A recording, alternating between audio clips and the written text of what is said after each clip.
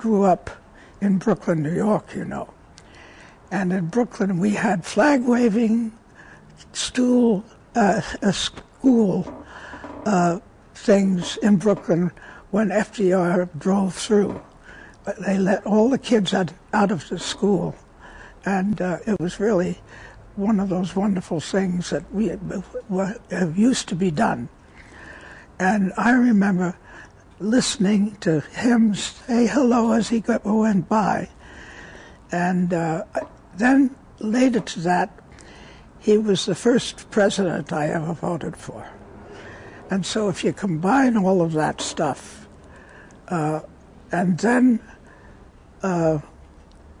add to it the fact that he started talking about the New Deal when I was in prep school. And it was so important, and it was so interesting and so evocative to have this guy talking at night at home. I could remember sitting next to the piano where my mother was playing the piano, and he was talking to us over the radio, and he talked and talked and talked about what he was going to do in the New Deal and how this country needed some new ideas and blah. And I was so pleased to think that I was going to do a memorial to him.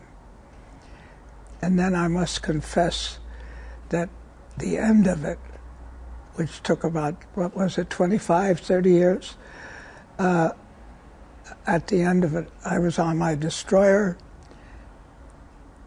He died while we were still fighting at the very end when the kamikaze plane had hit us already.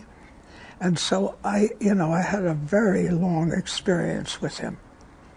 I was trying to get an essence of what he lived for and what he attempted to accomplish.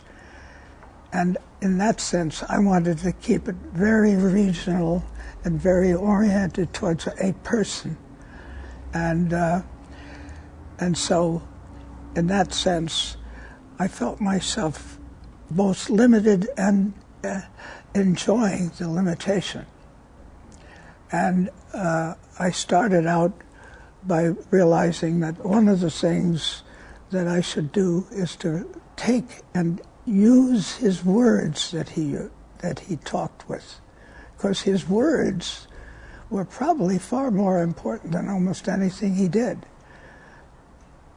All the time, people all over the world listened to his word.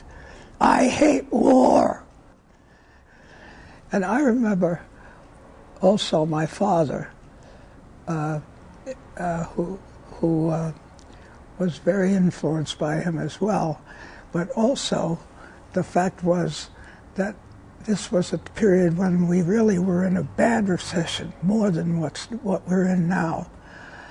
And my father, who had started out during that period as quite a well-off man, we were on a ship coming in back from the world, and my father, when we first got on the ship, was a very well-off man, and when we got off, he was a pauper. And he seemed to work his way out of it somehow. All these times now, I keep on thinking to my dad, damn it, I wish I could talk to you about it, because these guys that are doing things now don't know what they're doing.